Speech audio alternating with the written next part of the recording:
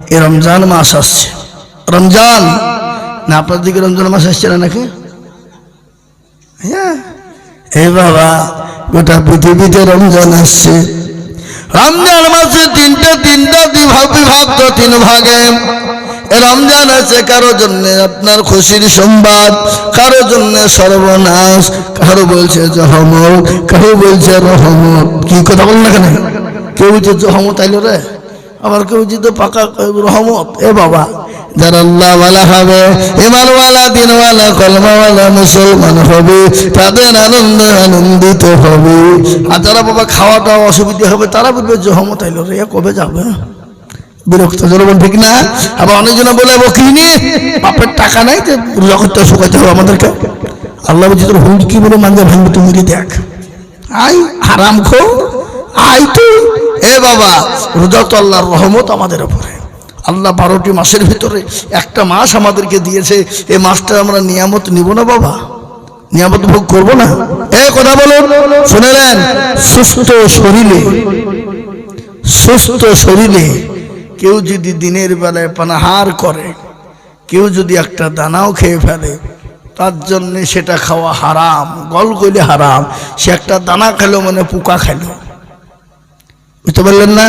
অনেকজন আছে বাবজু রোজার মাস আসলে তারা বা গ্যাস্ট্রিক হয়, তারা বা অম্বল হয়, তোর পেটে কলেরা হবে।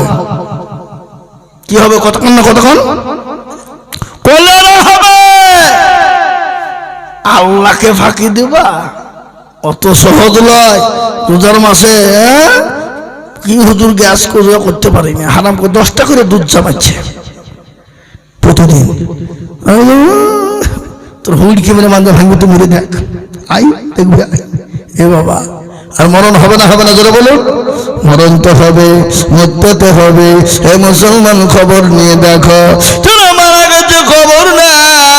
মানুষ যখন মারা যায় 5 দিনের পরে বাবা হাতের আঙ্গুল গলা খুলে যায়, খুলে খুলে খুলে খুলে পড়ে যায়। 10 দিনের মাথায় তার চুল গানা খুলে খুলে পড়ে যায়। 15 দিন যখন হয়ে যায়, পেটটা ফুলে যায়।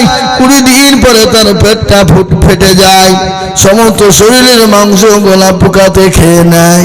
25 দিন পরে খবর নিয়ে দেখো, কিসের তোমার বাহাদুরি, কিসের তোমার তাকাপুর, কিসের তোমার অহংকার। রং ধরা শরীর তোমার জং ধরে শেষ। আজকে শরীরের কত দাম, কত গৌরব, কত অহংকার, কত তাকাপুর করেছো বান্দা, কত রকমের তাকাপুর করেছ, কত সাবান, কত ফেস ওয়াশ, কত রকমের দামি দামি তুমি প্রেস্টেশন ব্যবহার করেছো। আজকে মা বোনেরা বাজারে তো ওইসব কিনতে যায় না ধরে বলুন। ফেস ওয়াশ, কি বলে ঠোঁটে দিয়ে লিপস্টিক। এ বাবা, আজকে মা বোনেদের পর্দা নাই। শুনেলেন ভালো করে, কবি বলেছি কি, যে মেয়েরা রাস্তাঘাটে মাথায় কাপড় নাই, বুঝতে হবে সে মেয়েদের লজ্জা শরম নাই। কি ঠিক না? জোরে বলুন। যে মেয়েরা রাস্তাঘাটে মাথায় কাপড় নাই, বুঝতে হবে সে মেয়েদের লজ্জা শরম নাই। যে মেয়েরা রাস্তাঘাটে শরীর দেখায়, যে মেয়েরা রাস্তাঘাটে বডিও দেখায়, লজ্জা না থাকিলে কি আর লজ্জা দেওয়া যায়? যে মেয়েরা রাস্তাঘাটে মাথায় কাপড় নাই, বুঝতে হবে সে মেয়েদের লজ্জা শরম নাই। যে মেয়েরা ঠোঁটে মুখে লিপস্টিক লাগায়, যে মেয়েরা ঠোঁটে মুখে রং লাগায়, আর লজ্জা না থাকিলে কি আর লজ্জা দেওয়া যায়? যে মেয়েরা রাস্তাঘাটে মাথায় কাপড় নাই, বুঝতে হবে সে মেয়েদের লজ্জা শরম নাই। আবাগো, কিসের অহংকার, কিসের তাকাবুর, কিসের গৌরব? শরীরের গৌরব, চেহারার অহংকার। আল্লাহ বলে অহংকার করো না। ইন্নাল্লাহা লা ইউহিব্বু মান কানা মুখতালান ফাখুরা। আল্লাহ বলে বান্দা, তোমার গাড়ি বাড়ি টাকা পয়সা ধন দৌলত চারা বডি শরীরের জীবনের যৌবনের যদি অহংকার করো, ও বান্দা কবরের দিকে লক্ষ্য করে দেখো, যৌবনে যদি থাকে অহংকার, গরজানে গিয়ে দেখো গালটা দেখা কত যে সুন্দর নারী কবরে সইয়া কত যে সুন্দর ছেলে কবরে সইয়া রব যৌবন গেছে তাদের মাটিতে মিশিয়া জাগাতের রূপে রূপ গরমিত ছিল তাদের রূপ দেখো মাটিতে খাইয়া উঠো উঠো মাল গাড়িতে ভরিয়া গাড়ি যখন ছেড়ে দিবে বসাবে বসিয়া খোদারি হুকুম হবে ছেড়ে দিবে গাড়ি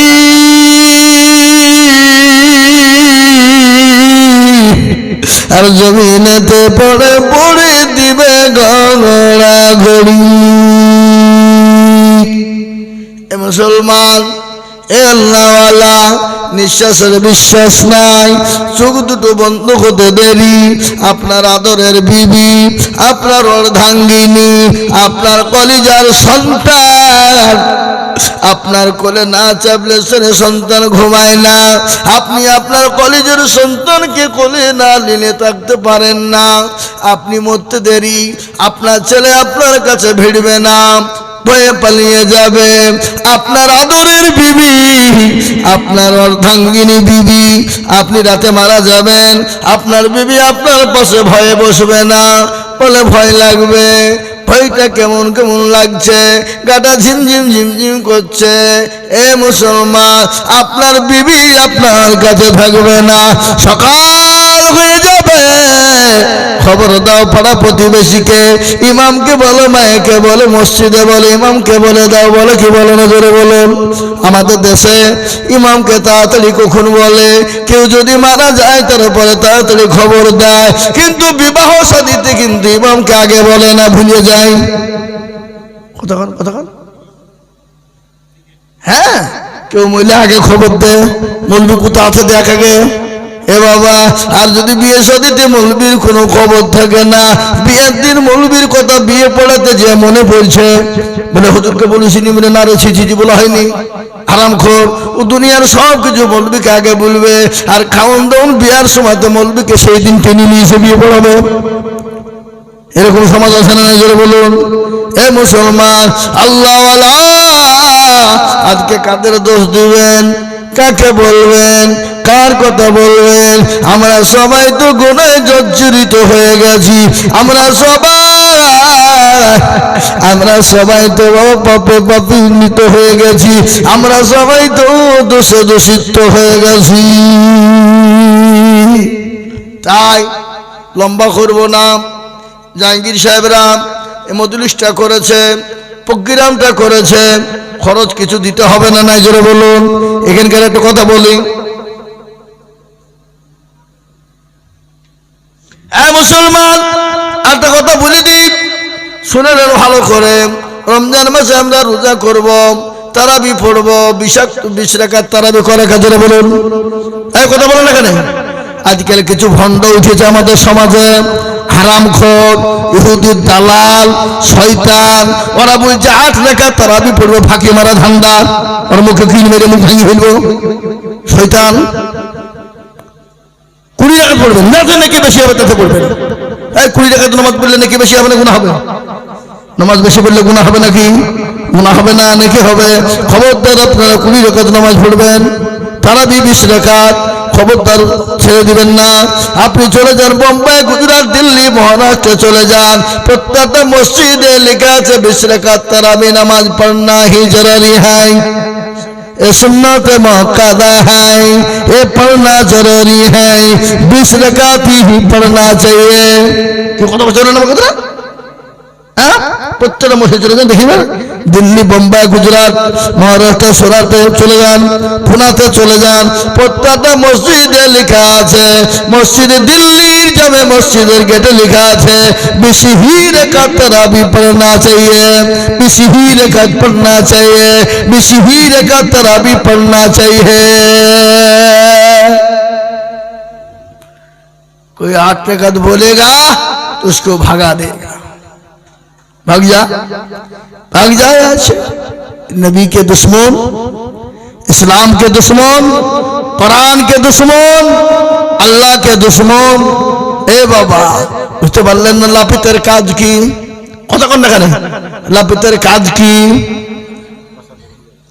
এরা বুঝে না নাকি? লাপিতের কাজ কি? চুল কেটে ছোট করা। আর ওদের কাজ কি? আপনার সবকে ছেটে ফেলে দিয়ে আপনার নামাজ পড়া। বুঝতে পারলেন না? তাই বলে বাবা আপনারা একটা কাজ করবেন। আলহামদুলিল্লাহ আমাদের জাহাঙ্গীর সাহেব একটা কাজ করছে, আপনারা জানেন তো? জানেন না? জানেন না? কি কাজ? এখন উমরা হজ করাইতে যাবেন। আল্লাহ যদি আপনাকে তৌফিক দেয় তো আপনি হজ করবেন, উমরা হজ যাওয়ার চেষ্টা করবেন। ফরজ হজ যাওয়ার চেষ্টা করবেন বেশি। যদি ফরজ না পারেন উমরা হজে যাওয়ার চেষ্টা করবেন। একবার নবীর কবরটা জিয়ারত করবেন, নবীর মদিনা তো দেখবেন, আপনার কলিজা পর্যন্ত ঠান্ডা হয়ে যাবে। ঠিক না? নিজেরা বলুন। পৃথিবীর জমিনে সব থেকে নরম জায়গা যদি হয় সেটা হলো মদিনাতুল মুনাওয়ারা। আল্লাহু আকবার। ওই মদিনায় শুয়ে আছেন কে?